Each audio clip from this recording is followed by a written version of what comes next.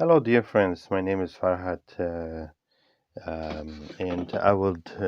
I make some videos, um, um, some educational videos about religion and cultures and some other stuff. Um, and I made quite a few videos about Islam and some educational videos, and I try to explain things.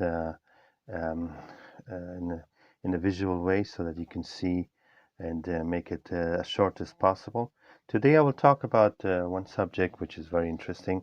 Uh, you see, most of the people who had bad experience with religion, uh, they say religion is something bad, and they talk about historical facts like crusade wars between religions and faiths, like in India between many different um, uh, religions and in some other countries, and they take that as in a proof that religion is something bad and it causes a lot of trouble and problems in societies and the world. I would like to draw their attention and our everybody else's attention that religion, especially Islamic faith, is very important and a huge help for the human being. And this faith is sent for the whole humanity. It's not only for Muslims. It's not only for Arabs. It's for the whole world. So it's your own. It's a gift for you for everyone. So if those people, it's like I have a gift. I want to give it to people. Some people say I don't need it. Yeah, and some people say, okay, I'll take it. Some people say, oh, I need that. Give it to me because I've been looking for something like that. And that is the reaction of people regarding faith, especially Islamic faith. Anyway, um, we don't want to talk about politics, about what media says about Islam. Then the media, they want to always draw people attention into some actions, some Hollywood-like movies, killings and bombs and attacks and so etc. And uh, and uh, and try to create fear amongst people. But we talk about different stuff, okay? So I hope it doesn't get boring because those who are used to bombs and killing movies and etc., they might be a bit bored. But try to have patience with me, and I'll try to explain it in the best way. Okay? So I have already did sketch of four walls. We call them walls. Okay? And in this side of the wall, I will draw a person. Okay, this is a person, and it's supposed to be a person. And here, a sack full of money. Okay, a sack full of money. And let's say this thing is a crime. Okay, crime or sin. Okay, sin or crime. And let me move my camera a little bit, my cell phone. Anyway, so this is the person, and that's the target. This is his aim. This is what he wants to do. And he wants to reach to this. And that's a crime. It's a sin. Okay, sin. If you see it from the religious perspective, and then crime if you see it in the human perspective. So the sin, um, the person is thinking of doing some sin. Before we continue here, I would like to call each of these walls a certain name. Okay, we call this the wall of conscience. Okay, conscience. Okay, this is the wall of conscience. Okay, this is the wall of law. Okay, and this is the wall of people. Okay, okay, there we go. And this is the wall of faith or believe. Okay, so we have a wall of conscience, wall of law, wall of people, wall of faith. Okay, the person wants to do some sin and wants to do a crime or steal that money, okay? So what happens when he has the intention to do it? The first thing he does, he thinks about it, okay? So his conscience tells him, don't do it. He tries to stop him. But what does the person do? He says, who cares? And he passes this wall, okay? And then he's standing behind this wall, in front of the next wall. And he starts asking himself questions, okay? So when he stands up here, he says, oh, there's a law. The cops, the police can catch me, and I go in jail. I go in prison. So when I go in prison, I'm gonna have a hard time in there. So, oh man, am I gonna do that or not? Let me just think about it. Yeah. Then what happens? He tries to find a way to pass this wall through maybe bribing the police, tricking the police, doing his crime in a way that police doesn't catch him, the law doesn't catch him, so he passes it. Okay. I mean, we have heard about a lot of criminals that they have done something, but no law punished them, no law catch them. Yeah, we know about a lot of people who were killed, and we don't know where they are. Even you cannot find their bodies. Yeah? Anyway, so he passes this one. He comes on the next stage, and here he thinks, okay, I pass this one, but the people, they might see me, and when they see me, they will call the police on me. Okay, so what happens in here? That he says, okay, there's only one way. I go and steal at night, or I cover my face and go in the bank. They will not find out who I am. Anyway, so he does it, and he passes this wall too. What happens when he gets in here? This is the wall of faith. We talk about Islamic faith, okay? The wall of Islamic faith is based on two things, two important things. The one is the faith itself, which is faith to the Creator, yeah, which is Allah, to the Creator, which is God, okay? And then the faith, and then Sharia. So Aqidah and Sharia. Aqidah is the faith about the angels and God and day of resurrection, day of judgment, hell and heaven, and etc. Okay, and your deeds and your prayers, whatever you have. But the Sharia, which means law, yeah, it's something like this law, okay, and that has something to do with how you behave, okay, and then when you do some bad things, and you will be punished, or you will be held responsible for it. So the faith in Islamic faith is connected to two very important things. One is Allah, okay, which is God. Yeah, Allah only simply means God, the only God, because the word Allah means the only one God. Okay, has no sex. It's not a man. It's not a woman. Okay, so this is Allah, and the day of judgment. Okay, day of judgment. Okay. So let's do this green, okay? So we can see it a little bit clearer, okay? So the day of judgment. So this is connected to Allah, which is the creator, and I will talk short about the creator also. And you have the day of judgment, okay, where you will be held responsible, and when you've done a lot of bad deeds, you will be punished for it. So there's a hell in Islam, okay? There's a paradise, there's a hell. So God is all powerful, yeah? His power goes through everything. He knows everything. What you do in hidden, what you do in open. When you go outside and do something. From him you cannot run. In Arabic they say you can run from everything away except from God. You run towards, when you escape towards Allah. So there's no way to go out. We are stuck, okay? For Allah we are stuck. We cannot run away, okay?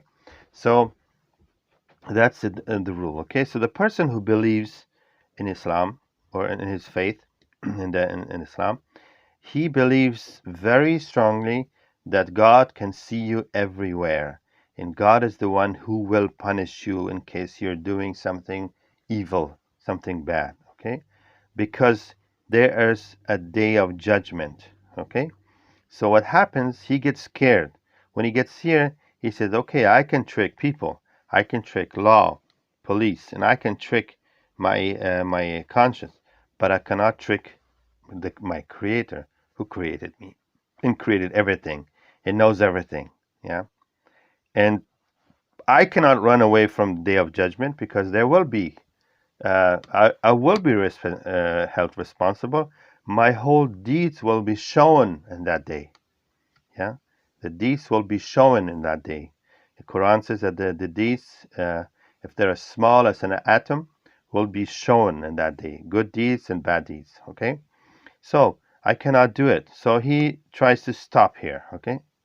And we will talk about it that maybe a certain percentage of people might even pass this one. So there's no guarantee on this one, but it's a huge guarantee, but not certain people always pass, okay? So that's why they're going to land in this place, yeah, Day of Judgment.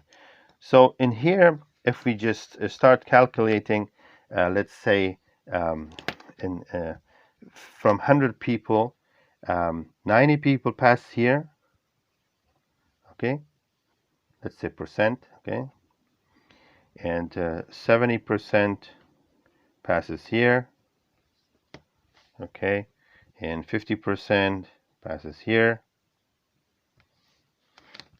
and 10% passes here, okay. So what happens is from this 10%, when they pass, the rest 90% are behind these walls. They're not going to go further, okay? So when they're going to pass, 8 of 10 might wake up and say, oh God, forgive me for what I have done. Because their conscience wakes up, yeah? And says, what have I done? Yeah, this is reality. A lot of people, a lot of Muslims who do something wrong, they wake up and start crying and asking God for forgiveness, yeah? Maybe 2% will take it and they're not going to go too far with that thing, okay? So this is one thing. The other thing what's very important to tell you is when, let's say we take this faith away. That faith, it's not there, okay? That's what a lot of people, atheists and a lot of people say, that religion is not so important. When you take it away, let's go to the people. Somebody's doing a crime. What does the people do? Yeah, we have seen a lot of people who have been killed in front of people, but nobody protects these people. We have seen a lot of people stealing, and nobody is reacting. We've seen a lot of people raping women. Yeah, in the United States, I think every 2 minutes, a woman will be raped. Yeah, so where's the masses? Where are they? Where are they? Why? And we have seen people getting beaten up on the street, but nobody can do anything. Yeah. And so the problem with people is if they have no faith, they have fear to die. So what they do, if it's something happening, a crime, and they just kind of look away, okay? Look away and don't react to it, okay? They say it's not my business, it's police business. They should take care of it. I don't care, so I'm going, yeah. What also happens with the police, we know from some stories that when the electricity is off in a city and it's dark, people started breaking windows of groceries and places and start stealing stuff. Yeah, we have seen that before. After all, in the United States and some other countries. Okay, and that's people. This is people. If they have no faith, they do it. They don't care because they don't believe in Day of Judgment. They don't believe in God that sees them. They don't believe that they get punished. They don't believe in hell. Yeah. For them, it's a good chance. Nobody's going to punish you. No, there's no police. Nobody can do anything. Let's go and take it. Finished. Yeah. Who cares? Once alive, you can do it. Yeah. It's like some people say, I tried this drug once in my life. I have to try it. And then they get stuck in that drug. Yeah. So this is people. Yeah.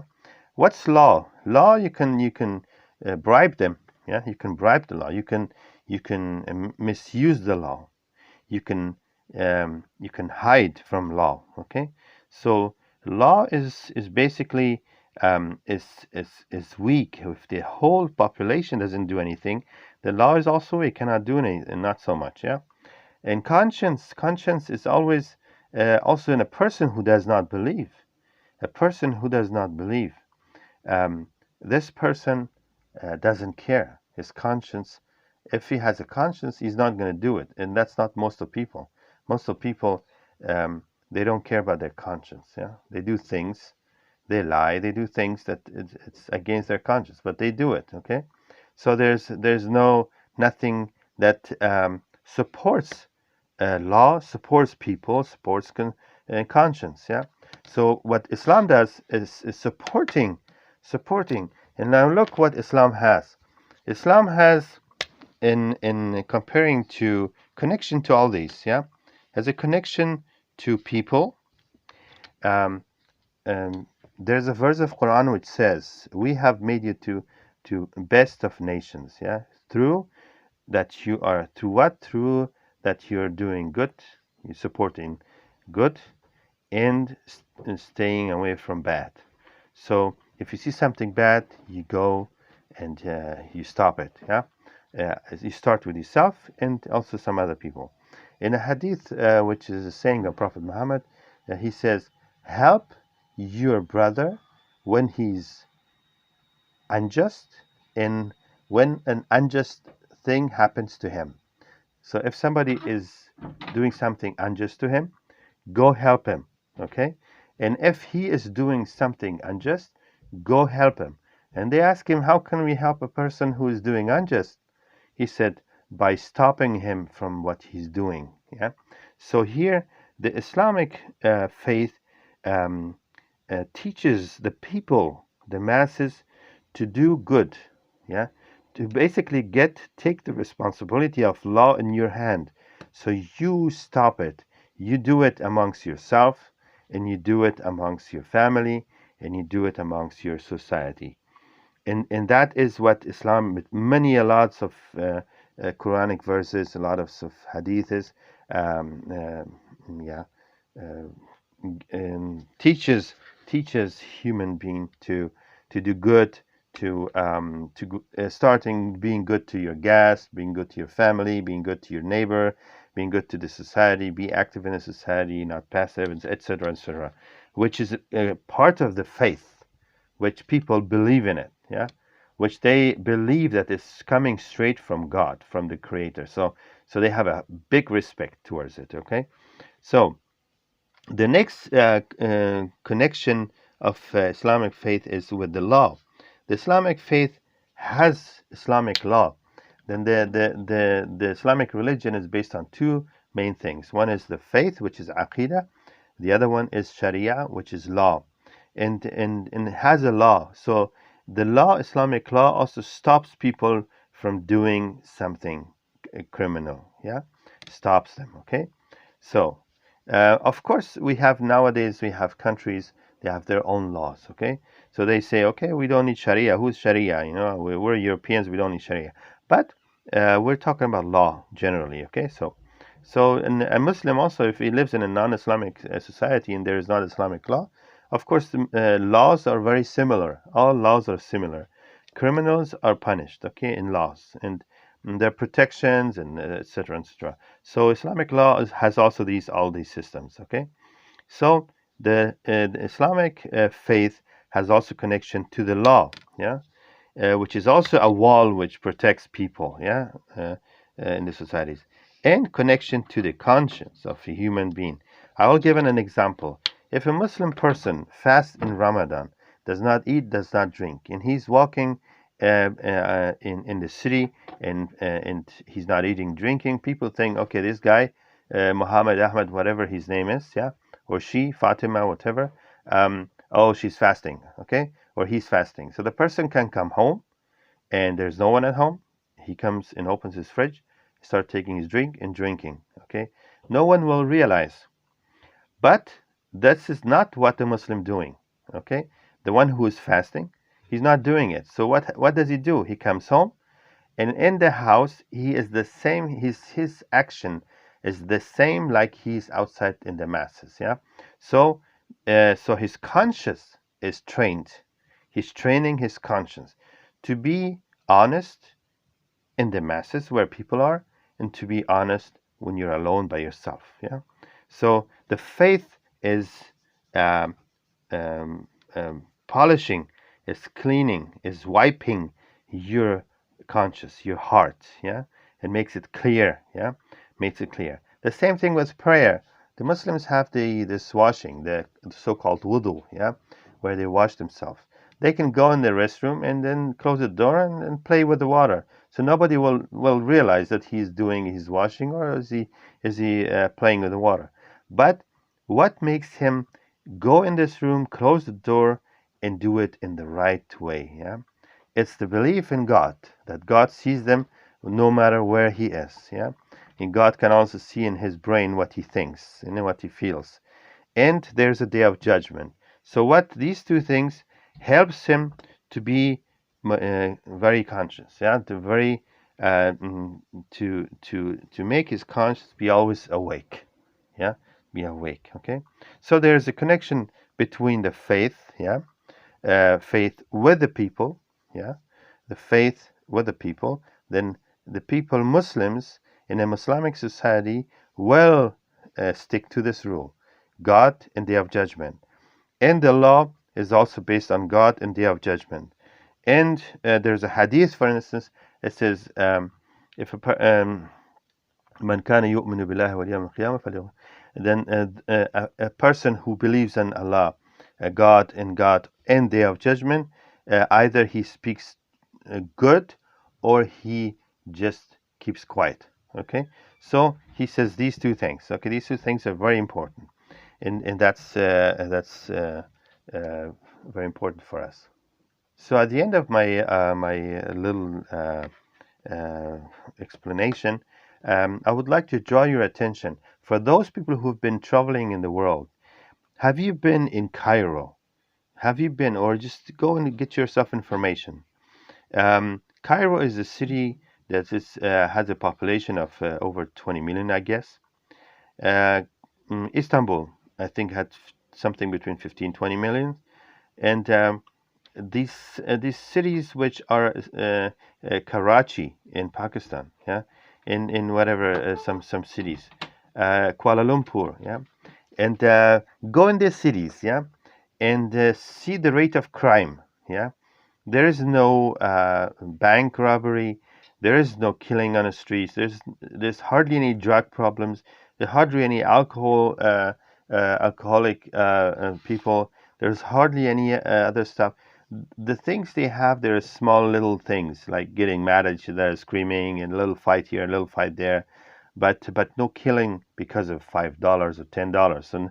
And compare these cities with Rio de Janeiro, with New York, with Los Angeles, with Chicago, with many of these cities, okay, which are the majority non-Muslims, and compare cities that with the majorities are Muslims, and you'll see that the crime rate, the drug problems, etc., is comparing to the other cities which are non-Muslims living in big cities, yeah, big cities, is hardly anything there. It's hardly any. Yeah, I was 3 times in Cairo. I was in the middle of the night. It was like 12 midnight. Um, I was walking on the street in downtown Cairo, which is a little, really the worst place in the whole city. Yeah, and I've seen kids running around and everybody, and you have your money in your pocket, nothing happens. Have you seen in many Islamic countries people are changing money? They when you give them like $100 and give you whatever back, yeah, and they have these money stack on sometimes on the ground on the street. and you just go and change it, yeah. Or in their little shops, where the money stacked till the ceiling, and you can go and there's no securities, no police, nothing around, and nobody's taking them, nobody's attacking them. I've seen in Saudi Arabia people take uh, hundreds of thousands of dollars cash and put it in the back seat of the taxi and tell the taxi bring me there and there. So nobody dare even touch that, yeah, because they're scared of the law, maybe, yeah. And the Muslims are scared of the law, which has something to do with the Day of Judgment. Okay, so that helps. The faith is important. Especially Islamic faith is very important. Islamic faith supports people, supports law, supports conscience, yeah, and supports people, and stops people from doing something, a crime or a sin, yeah, and blocks them through all this. So in all this, Islam has all these walls, and when you take Islam away, then people has all in these three walls. If they don't have this, they have these three walls. But these three walls, there is no guarantee. Or let's say it's a bit different. There's less guarantee than to add this to it. It'll make it much more better. So this is what is the whole thing about. That's why Islam is a religion which is really um, has all different systems: the financial system, the political system, and the um, religious system, and medicine, and I mean, there's no limit because it's a way of life, and it gives you all different views, different and about all these stuff. There are Quranic verses, and there are hadith, which hadith are over 1 million hadith basically. But there's always an example. There's always something mentioned about these things. So that makes people learn this, and when they learn it, they need to practice it. They have to practice it, and when they practice it, and they can be people who are protecting their societies. They can, and the law protects it, the people protects it, and the conscience person protects his conscience, and his conscience is very clear, very pure, and because it's connected to the Creator, yeah, and he is worried about Day of Judgment because he doesn't want to lose his face in that day, doesn't want to get punished, yeah, and wants to become something, to get something better, something good, to go to heaven, and that's a good target, yeah, it's a good aim, yeah. So I hope you enjoyed, at least got some information. If you have known this already, which I don't think, because this is my own sketch which I did, but if you knew something like that, it's good. Then it's a confirmation. I can just confirm it for you. It's a good thing, as you know. If you don't know it, you didn't know it. So I hope you can use this for your practical life, and at least change your idea, your mind, your way of thinking about religion generally, and about Islam especially. And wish you all the best, and let's hope for peace for all people and everyone. And thank you very much. It's Farhat. Thank you. Bye bye.